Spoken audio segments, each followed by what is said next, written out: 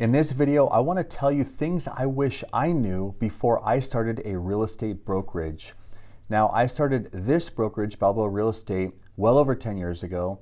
We're closing in on about 300 licensees. And of course, in retrospect, one can always say, gosh, if I knew then what I know now, I probably would have never started this business.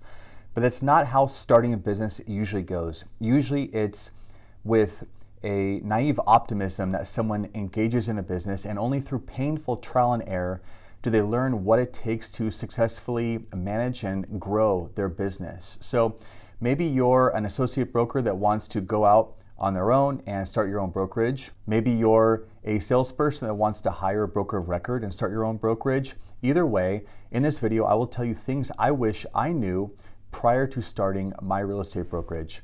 Now, the first one is momentum and recruiting agents. Now, when you first start to recruit agents, it's very slow. I remember I had webinars I created, I did cold email marketing, I did all sorts of whatever the advertising or whatever was popular with online advertising back then. And there were crickets for months. I remember I attended these meetings with friends that also did online marketing. I would ask them to look at my marketing, to look at the value I was offering as an opportunity for agents to join this brokerage. And they would always affirm everything looked good, and I'd probably have this many agents by this date, and that date would come and it would still be crickets. Nothing would be happening. And that, of course, is very disheartening. So it takes tenacity. And this goes the same for just finding clients, for being an agent in general. So many agents start out, they do a big marketing campaign, they blow through a bunch of cash allocated to do marketing, and then 3 months later, they're still hearing crickets, and so they throw in the towel. And really what it comes down to is changing what you're doing, tweaking it a little bit, cracking the code, and finding out through trial and error what works and what doesn't, and how to properly present the value proposition you're offering with the person that's going to find it and actually want it. So in the beginning, it took a long time. I like to think of the metaphor as a car that's not moving. It's in neutral, but it's stopped. And then you lean against it, you press your hands against the back of it, and you push with all your might, and it barely budges, if at all. And you push and push and push, and only then does it begin to move. And that little movement then will become a crawl, and that crawl will even grow further to where the car's actually starting to move, starting to make some traction. So that happens in the beginning. And if you're starting a brokerage, you must recruit, and recruiting is painfully slow and very difficult, and how you present what you're offering is going to be a challenge that's going to take time and tenacity. So had someone told me it's okay if you go months and months and months with nothing happening, as long as I'm actively working on changing what I'm doing and trying to improve it, it's bound to work through trial and error. Another thing I wish I knew was how much my overhead would increase as the company grew. So before I started recruiting agents and I worked as a solo broker, my errors and omissions insurance was probably around $1,000 a year. I don't remember exactly, but somewhere around there. And then as agents came on and our production increased, I noticed our renewal fee kept going up, and it would go up by thousands of dollars a year. It's $2,000, $4,000, $8,000, $12,000 a year to renew. And as I'm watching this happen, I'm realizing, my gosh, this is serious overhead. And if I didn't plan for this, or if we didn't have our revenue grow in proportion to our overhead, we would go out of business. The busier we would get, the faster we would go out of business.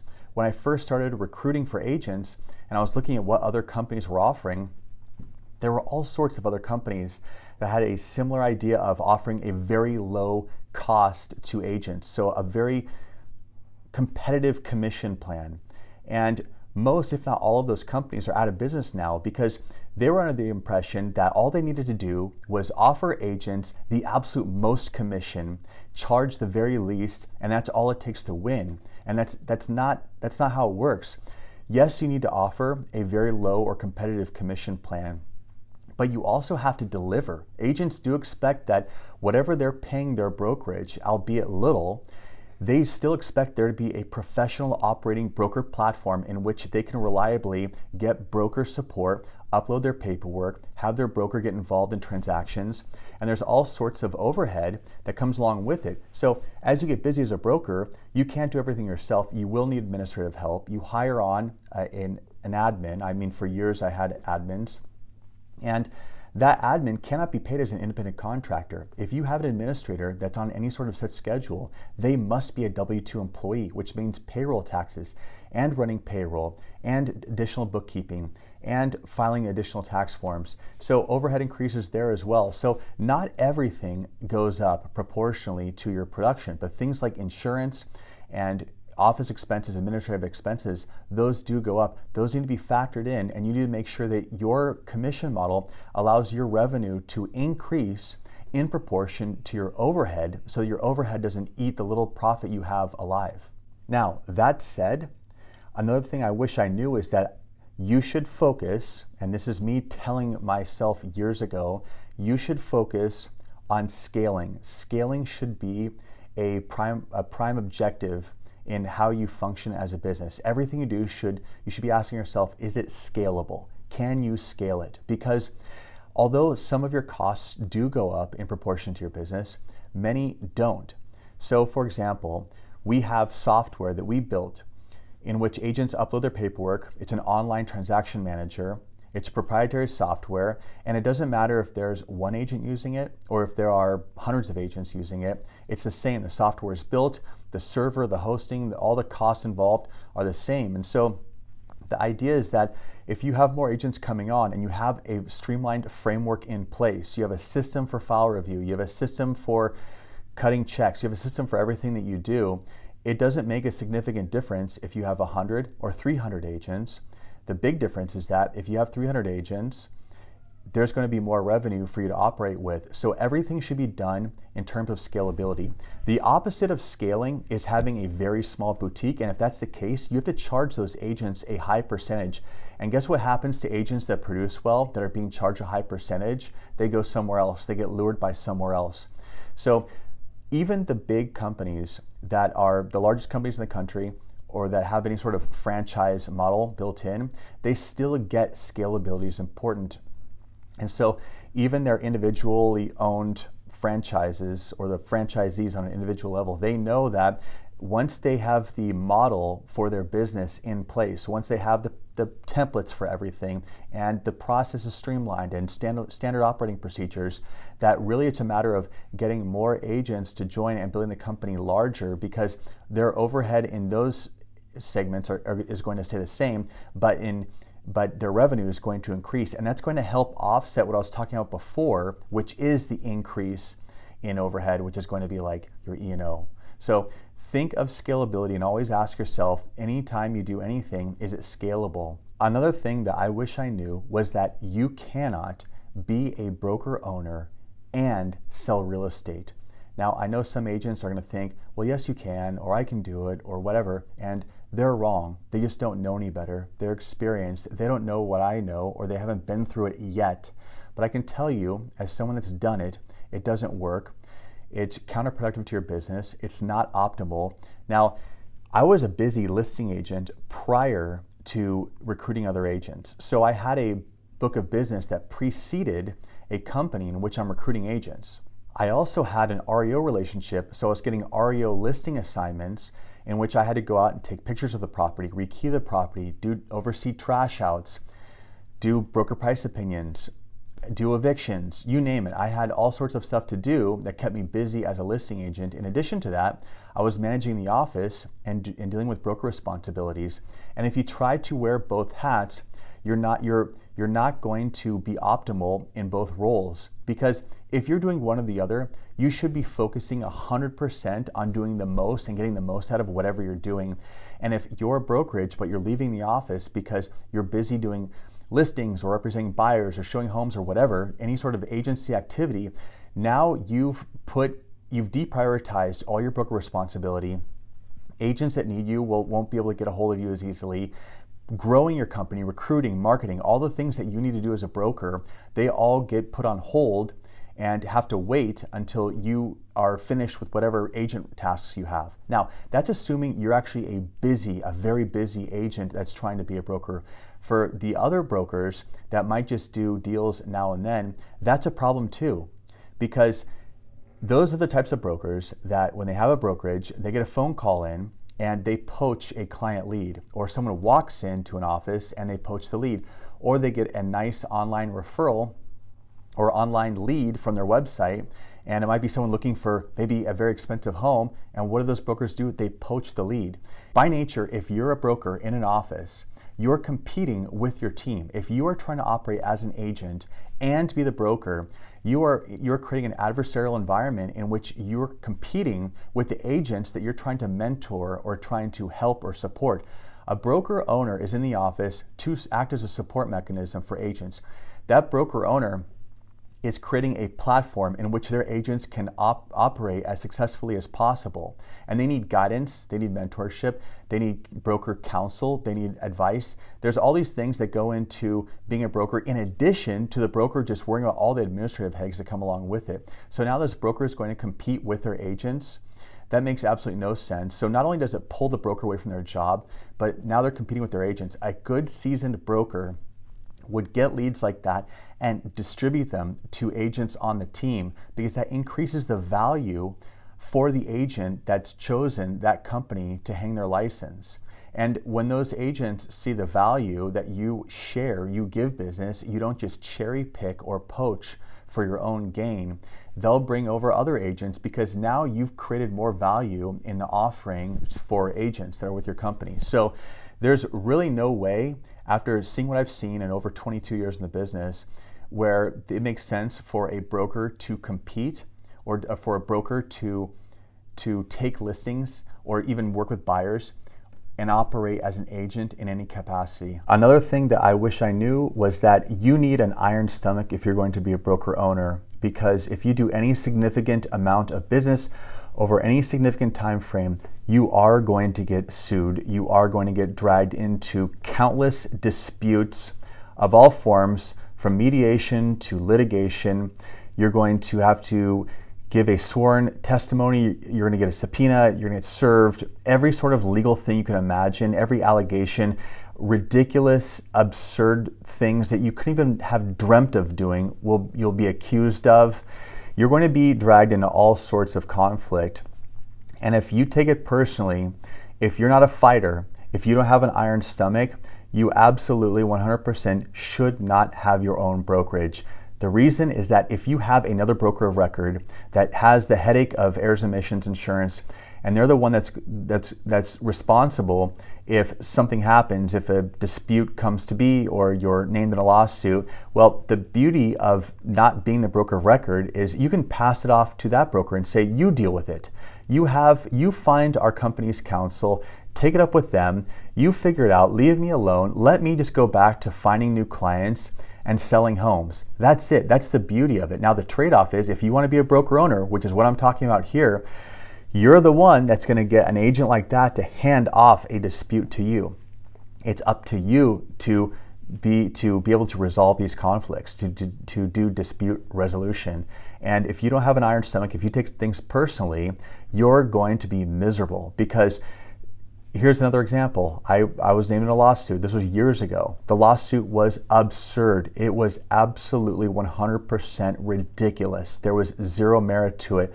We were in court. I mean, not every day, but these things go on, and someone files a motion and then weeks go by. The process took well over 2 years. If it bothers you to have looming legal issues pending in the background, if you can't enjoy life knowing that you have a court date coming up, or that you're actively part of some sort of dispute, do not become a broker owner. You need to understand that that's simply just part of business. And as long as you're very compliant, generally speaking, you don't have anything to worry about.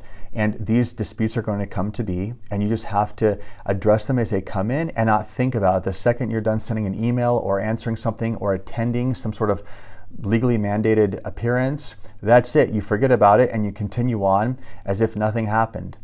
So keep that in mind. You must have an iron stomach.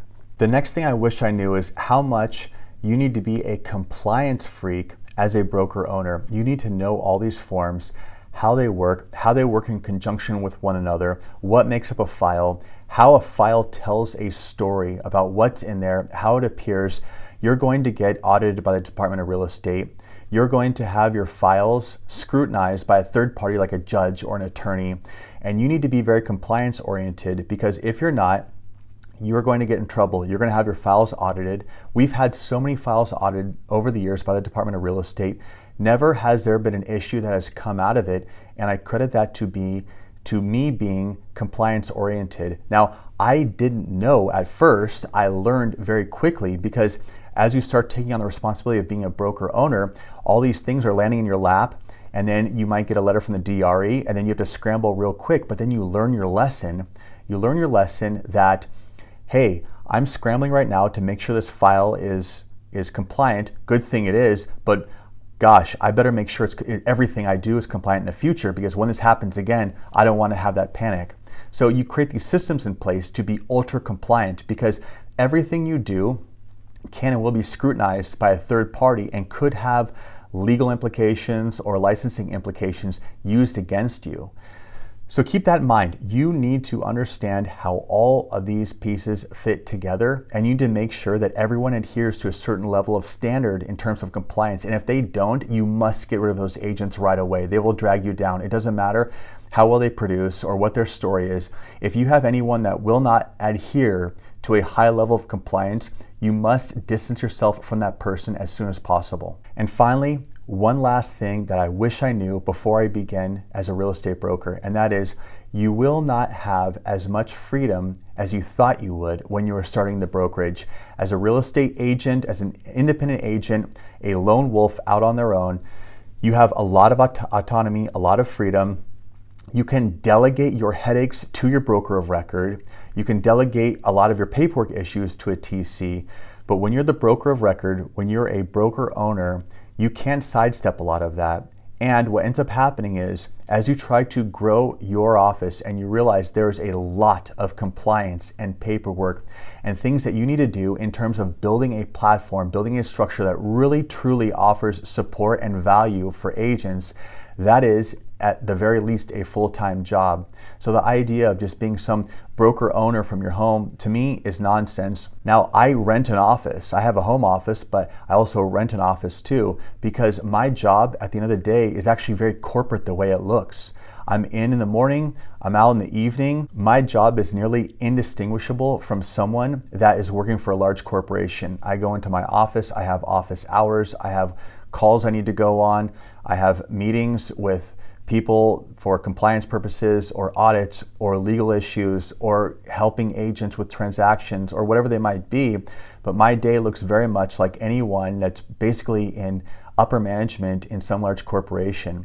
So if you think you can be a broker owner and just skate by working off your cell phone like many agents can successfully do that, the answer is no, you cannot. I know that there are agents out there that will probably say, well, there are exceptions, like, yes, I can be a broker and I can do my own deals, or yes, I can be a broker and I can work from my home office or work from my car or on the go so that I can do this other thing at the same time.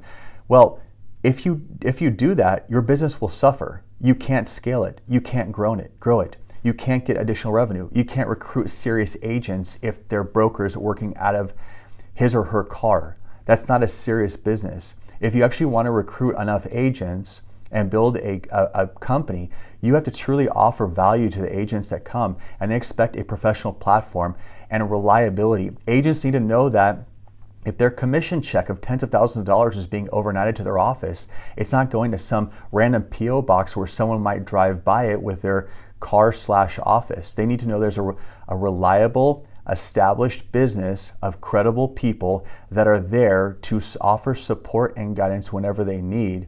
And that is most effectively done in a stable environment like an office with W-2 staff. I'm just telling you, if you want to optimize it, this is how it works. There really isn't a different way. And if you want to try another way, that's fine, but everything is a trade-off. And the trade-off is, if you're sloppy in one area, you're going to suffer. Your revenue is going to drop. You're not going to recruit. Or if you're sloppy in administrative ways and your compliance is no good, you're going to get audited or you're going to get sued, and that first file is going to end your career. And I've seen every scenario I'm talking about. I got licensed in 2002, and even before that, I worked in a real estate office.